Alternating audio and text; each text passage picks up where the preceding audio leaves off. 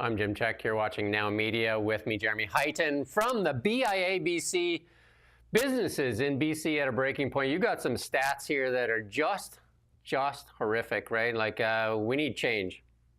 Absolutely. So BIABC has been surveying for the last couple of years. Actually, here in Kamloops, I've been surveying for the last 7 years businesses and what their challenges are with regards to street disorder, criminality, and social disruption. And the reality is, businesses in BC are saying it's time for change. 67% of respondents in a recent survey said that street disorders increased over the past year.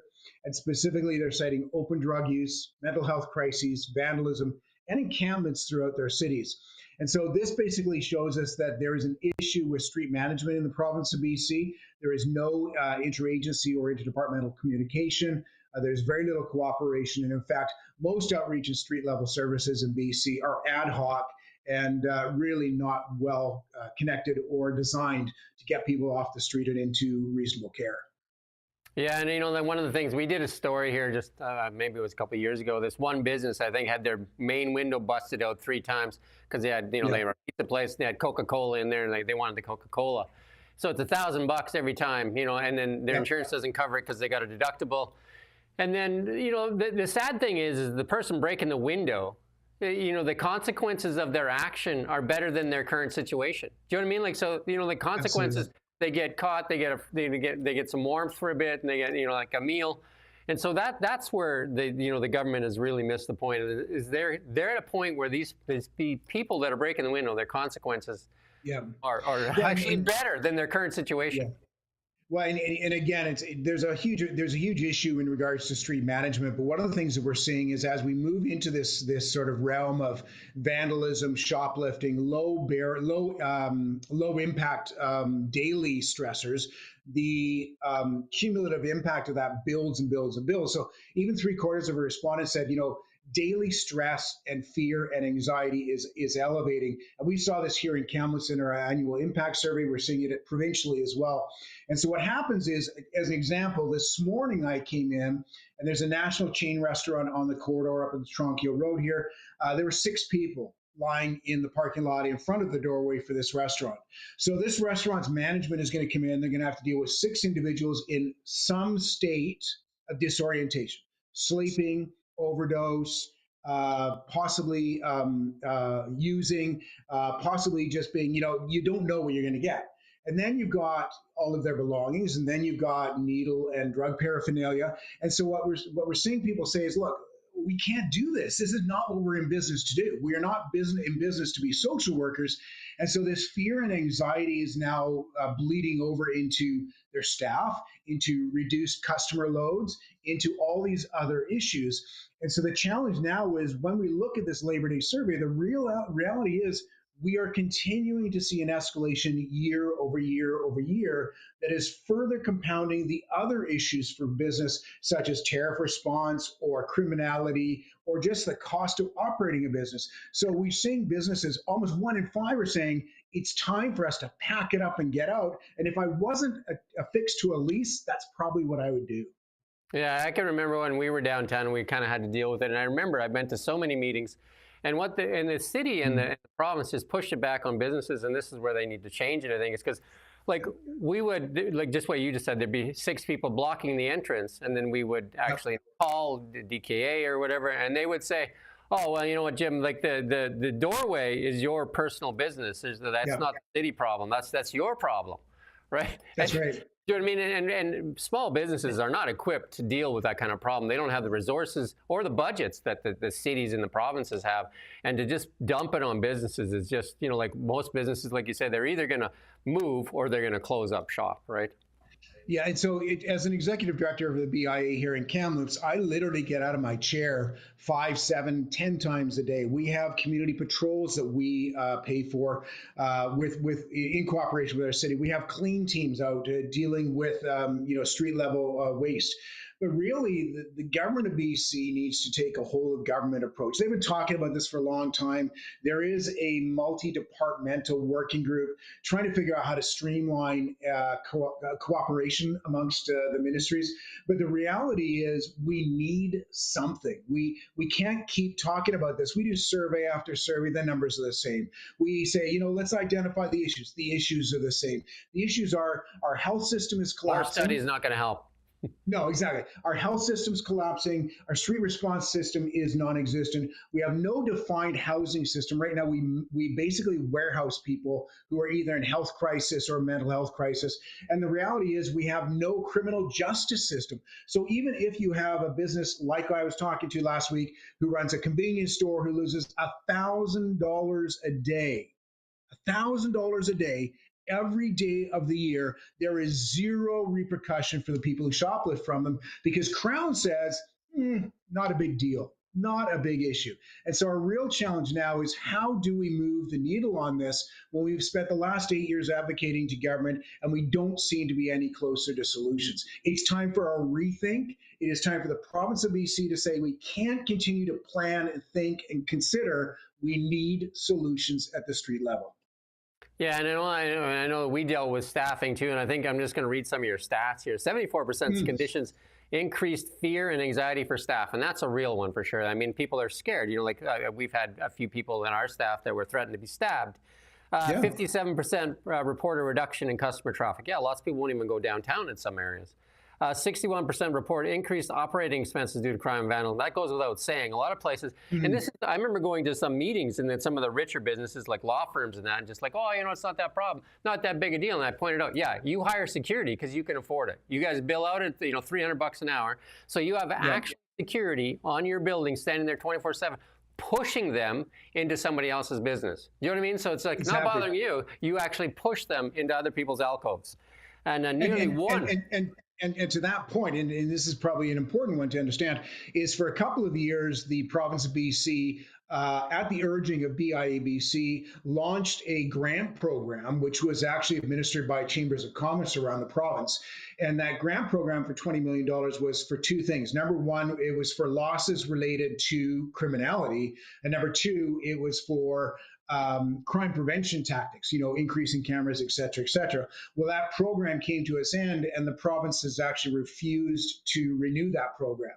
So what we see is those businesses who are still experiencing window breaks, or still experiencing, some increased costs related to criminality or vandalism, are now absorbing these costs, and they're coming to us as BIAs and saying, how do we deal with this? And an example of that is, here we are, we're looking at something as simple as tagging over a mural. Right now, you would not think that would be a huge deal, but we had one here in Kamloops, in our downtown core, and the mural was, it's an older mural, but to remove the tag meant we had to actually almost diminish the mural to nothing. The mural had to be repainted. Then we recoated the mural. Then 24 hours later, the mural was retagged again. Total cost to the business, $25,000. There is no repercussion for that. And so these are the kind of pervasive costs that come back to the pricing of goods within your stores every single day. If you as a consumer are going in and looking at the cost of tariffs, or the cost of inflation, or the cost of shipping, or gas was a big thing during pandemic. The reality is, the biggest cost you pay as a consumer is for shrinkage. It is for people walking in and taking steaks out of the packages and stuffing them in their backpacks and walking out of the store with no repercussions. So we really need to rethink everything right the way up to the criminal justice system. We need to get back to bail reform, which says the onus is not on the Crown to prove, it's on the perpetrator to prove they should be released. We need to really rethink this whole process in BC. If the government actually cared about businesses, and if they actually cared, because that's the lifeblood of Canada, really, small businesses make up the majority of the businesses in Canada.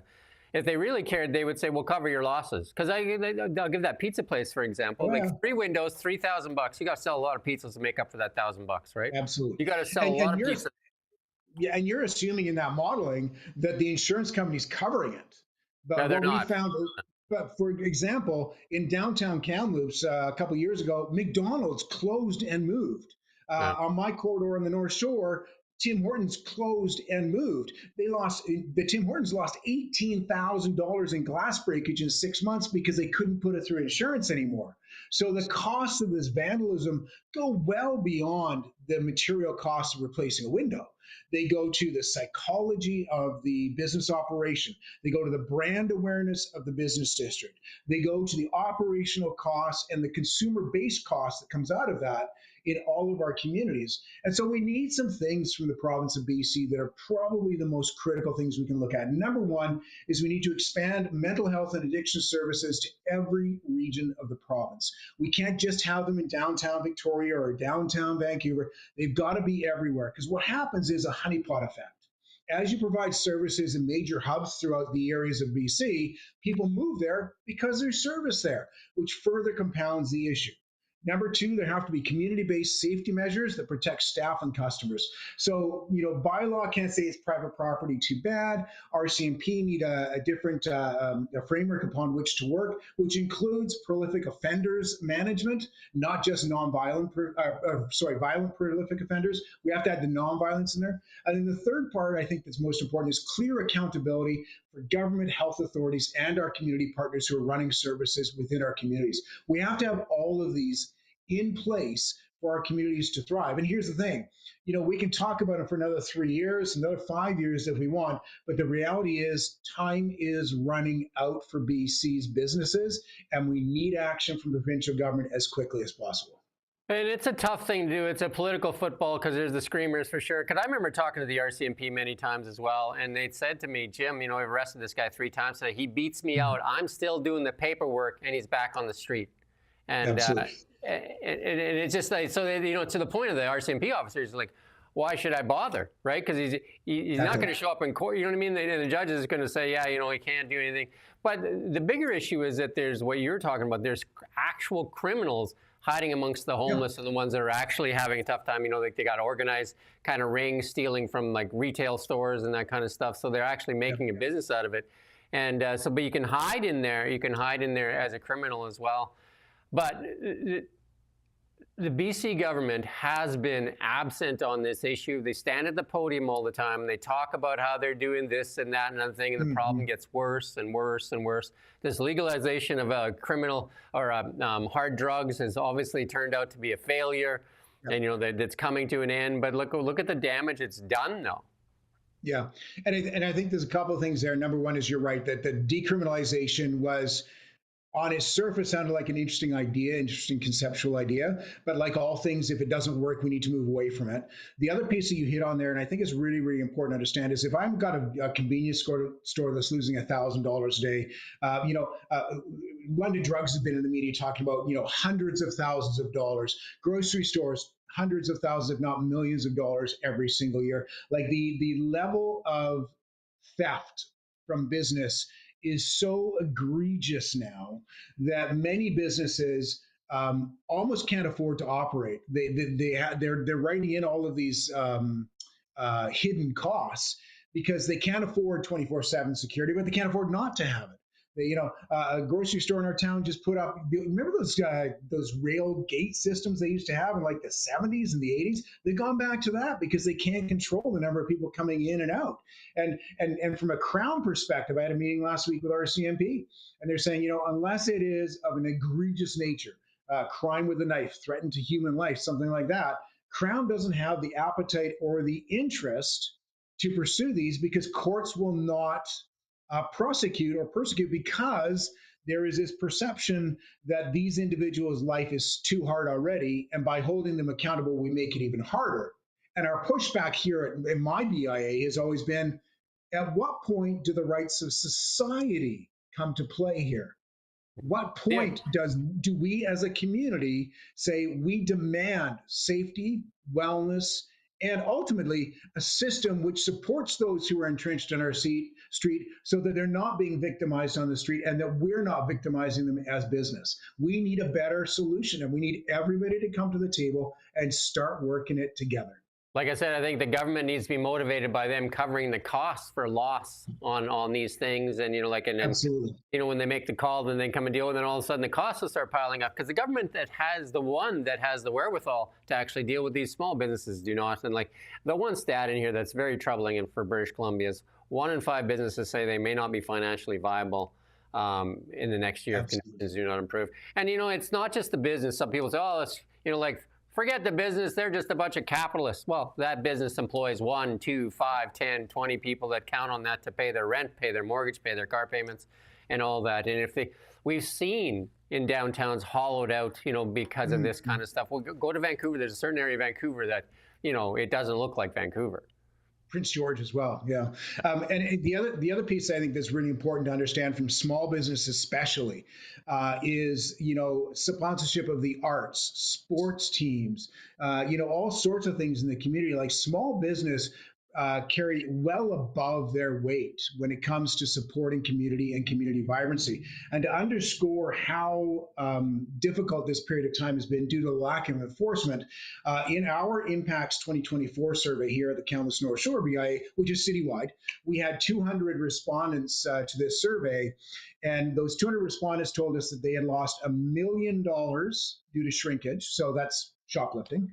And they'd also spent another $1 million related to crime prevention strategies. So 200 businesses spent $2 million in a 12-month period. Now, if you extrapolate that to Kelowna, Penticton, Prince George, Quesnel, Victoria, Nanaimo, we're talking tens of millions, hundreds of millions, potentially across the country, trillions of dollars of loss. We need justice reform so that we can get back on track.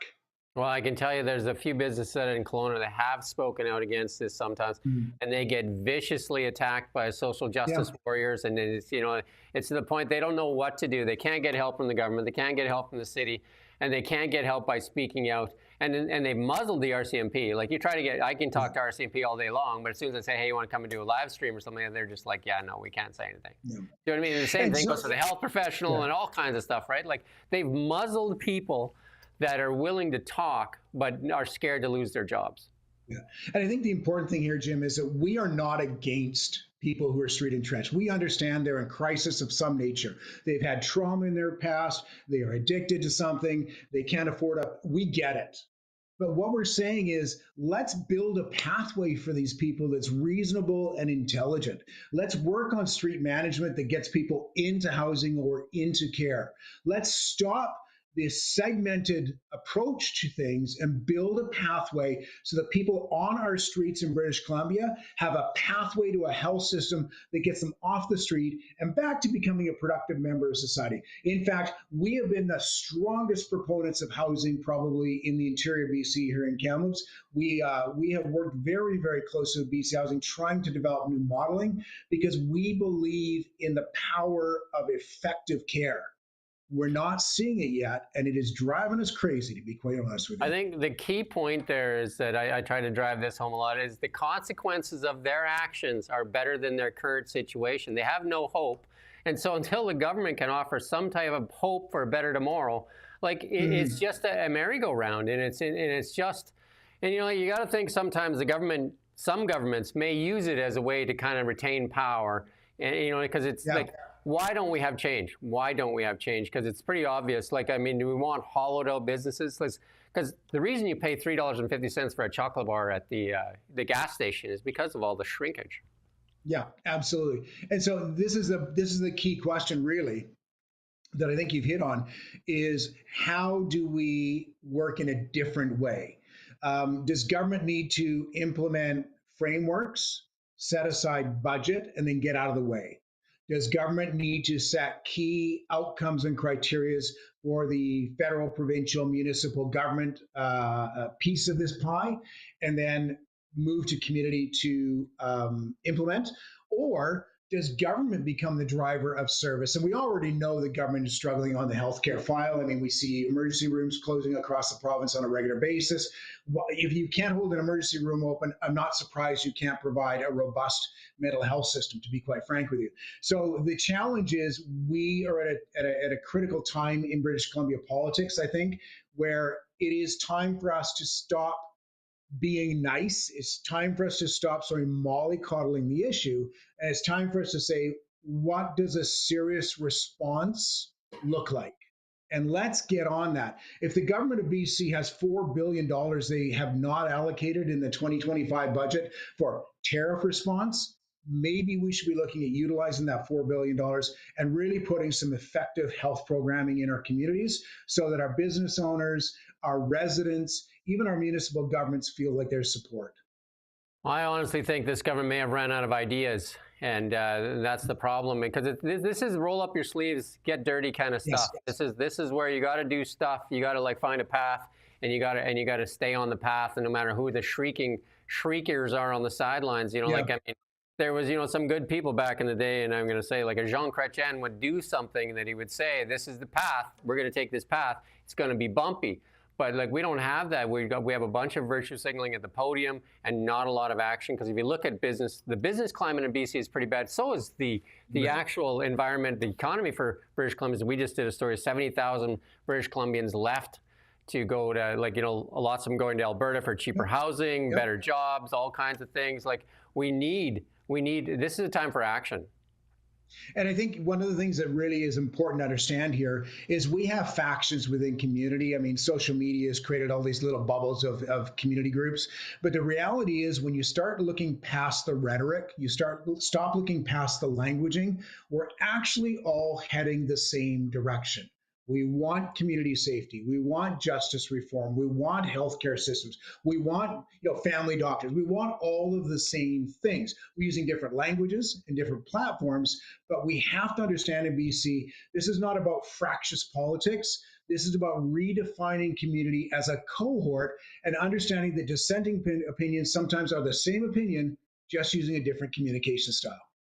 Yeah, because if we don't do something, a lot of the small businesses won't survive. And the ones with, I gave that reference of the law firm, where the ones that have more resources will just push the problem onto businesses that don't have the resources. You're going to get to a point where there's going to be stores where you have to put your credit card in first. You go in there and it'll just take it off your card. You won't be allowed in until you can actually verify that you can spend something. I don't know, is that what we want? Because that's where it's going to go.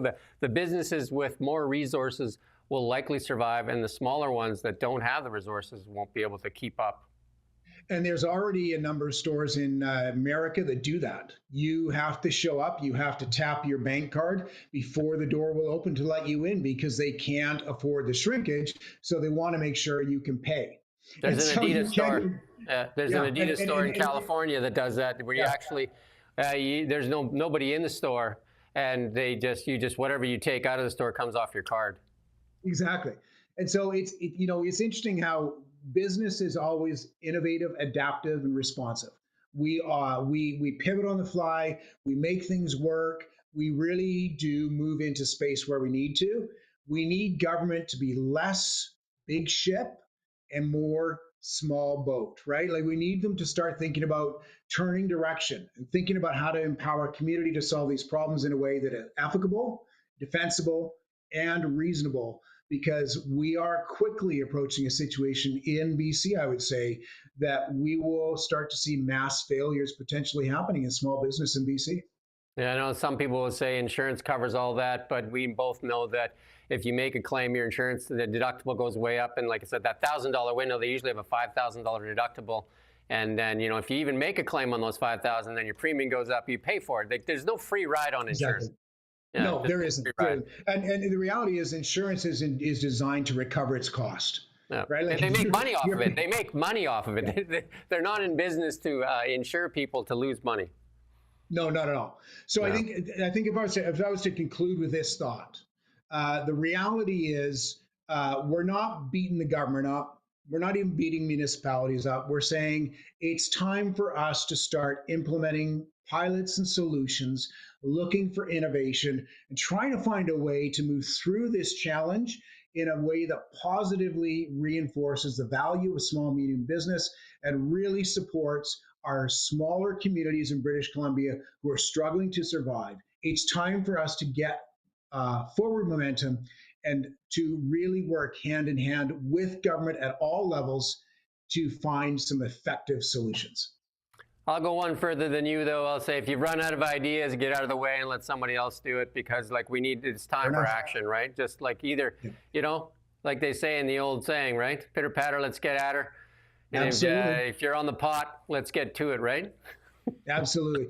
And I mean, this is where business is always shone, right? We see a need, we pivot, we do it differently, we adapt to it, we move forward. And that's our role in community. So help us to do that. Yeah. I thank you for your time today. And thank you for sharing. And I like that you were very open and willing to share. That was great. Absolutely. Real and honest conversation is the only way through this. And you're an ex-Kelowna guy and ex-radio guy too, Jeremy Heighton. That's why you're so well-spoken, right? There you go. An old Silk FM guy. Yeah. It goes back a long way to Nick and the crew. Yeah, absolutely. There you go. Big shout out to Nick and the crew. There you go. All right. Thank you, Jeremy. And we'll chat again, I'm sure. Cheers. You bet. Take care. We don't just report the news. We live here too. We're your neighbors, bringing you stories that matter to all of us.